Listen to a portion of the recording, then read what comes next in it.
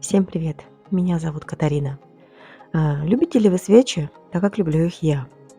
Скажу честно, я свечи просто обожаю. Они у меня горят практически каждый вечер, с поздней осени до самой весны.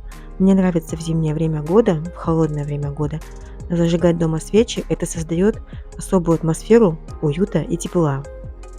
И к тому же они еще очень приятно пахнут. Сегодня я покажу вам, как сделать просто роскошную тарелку-подсвечник из такой вот обычной тарелки, купленной в Fix Price. Я скажу честно, я не знаю, зачем я купила эту тарелку, она у меня уже больше года стоит, и никакого применения ей я найти не могу. Я пыталась ее использовать в качестве декоративного блюда, класть на нее ключи, еще какие-то мелочи, но как-то вот не прижилось. Есть вопросы по качеству изготовления этой тарелки, плюс ко всему она как-то очень неприлично блестит и довольно тяжелая, хотя небольшого размера. Но у этой тарелочки есть один несомненный плюс. У нее вот такие вот высокие борта. А мне это прям подходит. Тарелки-подсвечники были очень популярны пару лет назад. И я вдохновилась, глядя вот на такие фотографии из интернета. Я вообще намеревалась купить подобную тарелку. Я знаю, что они продавались в Икее, но как-то все руки не доходили. А сейчас я подумала, почему бы не сделать ее самой? Тем более, что у меня есть подходящая для этого декоративная тарелка.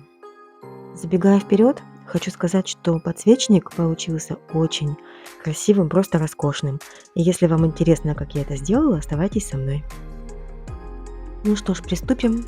Мне понадобится вот такой вот алкидный грунт. Я буду использовать грунт Кудо, он белого цвета.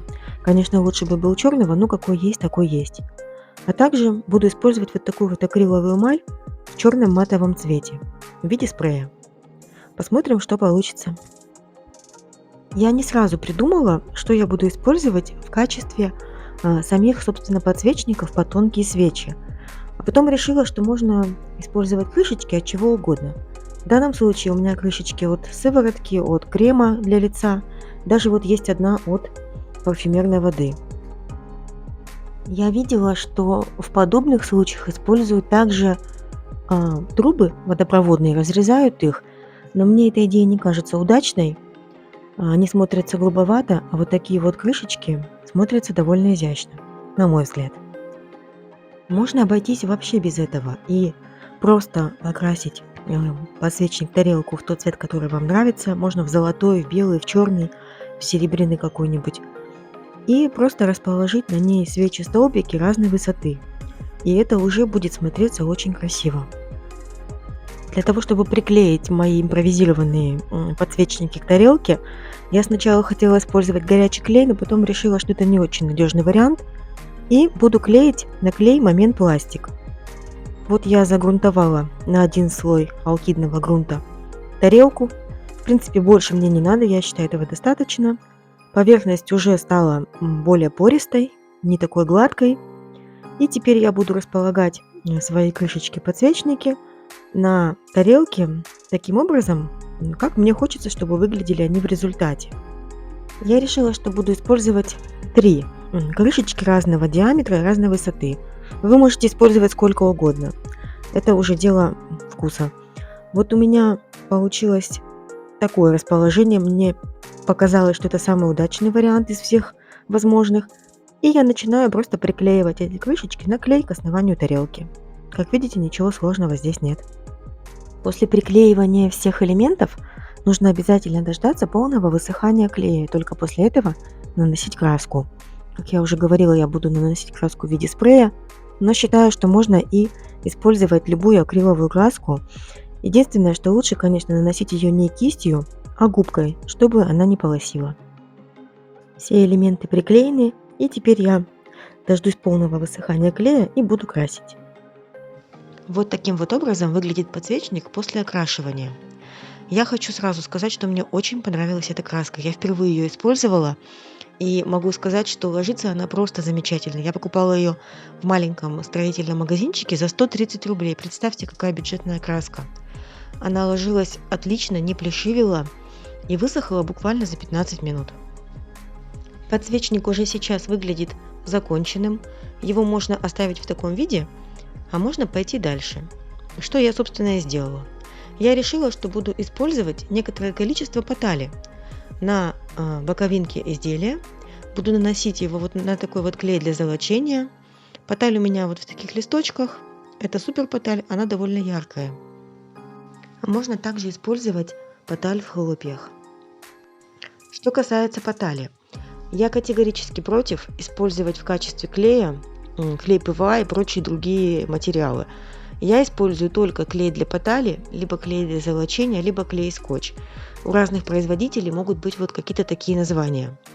То есть специальные клеи для потали. Поталь очень капризный материал, и если вы тем более новичок, использовать нужно нормальный, хороший клей для потали. Я использую вот такой вот клей от ProArt, очень хороший материал, прямо от души всем советую, прекрасный просто материал. Также у меня был клей для потали от компании Таир, мне он понравился меньше, но в принципе тоже справлялся со своей задачей, но вот этот вот просто отличный. Обратите внимание, что я наносила небольшое количество клея и очень аккуратно, именно так, как я хочу, чтобы у меня в итоге располагался рисунок из потали. От того, как вы нанесете клей, в итоге будет зависеть, как будет выглядеть готовое изделие. Я наносила клей плавными линиями, с переходами. Мне не хочется каких-то резких квадратов, прямоугольников, поэтому я вот так вот прямо рисовала, можно сказать, клеем по поверхности. И вот такой вот результат у меня получился. Излишки потали необходимо убрать мягкой сухой кистью. Я вообще вот использую кисть косметическую. Она мне по прямому назначению как-то не прижилась, а здесь я ее пользуюсь постоянно. И точно таким же образом я наношу поталь по всей окружности моего подсвечника.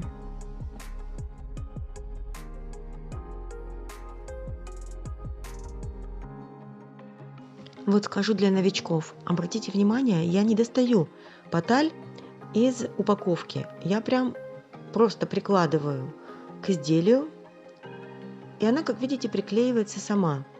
И уже потом убираю упаковку, в которой эта поталь хранилась. Это самый удобный, самый простой способ приклеивания потали. Если вы будете пытаться ее оттуда достать, она у вас гарантированно порвется. Не обязательно использовать именно золотую поталь. Она есть также и в серебре, и бронзового цвета, и медного, такого красноватого. Можно взять любую по вашему вкусу, а можно вообще их все виды скомбинировать. Не обязательно использовать поталь именно таким образом, как это делаю я. Можно, например, выложить дно подсвечника поталью, а все остальное оставить в черном цвете.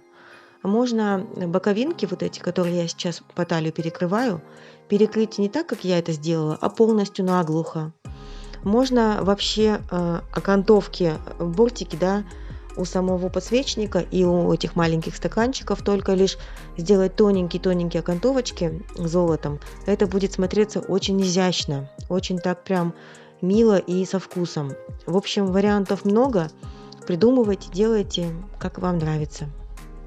А я закончила. Считаю, что достаточно. Больше никуда ничего наносить не буду. Единственное, что нанесла на самый крупный подсвечник некоторое количество потали, но только на один. Остальные два оставила в черном цвете. Считаю, что так достаточно. И кто бы что ни говорил, но лично я перекрываю поталь только шелачным лаком.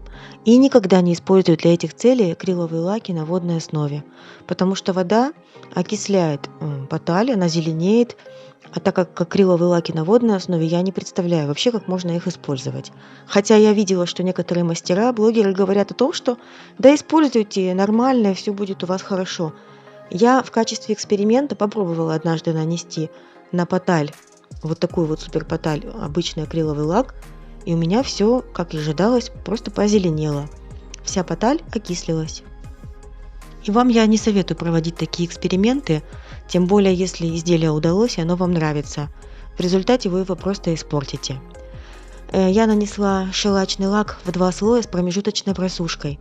И теперь мне осталось только защитить внутреннюю поверхность подсвечника акриловым лаком. Я буду использовать матовый.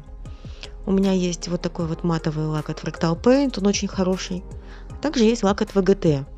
Он тоже неплохой и довольно бюджетный. Единственное, что его надо лучше разносить кистью, потому что он немного полосит. Но в принципе очень достойный вариант. Я буду рада, если кому-то пригодится эта идея, и вы сделаете для своего интерьера вот такую вот интересную тарелку-подсвечник. А я буду с вами прощаться. Если вам понравилось это видео, ставьте пальчик вверх. Всем пока-пока.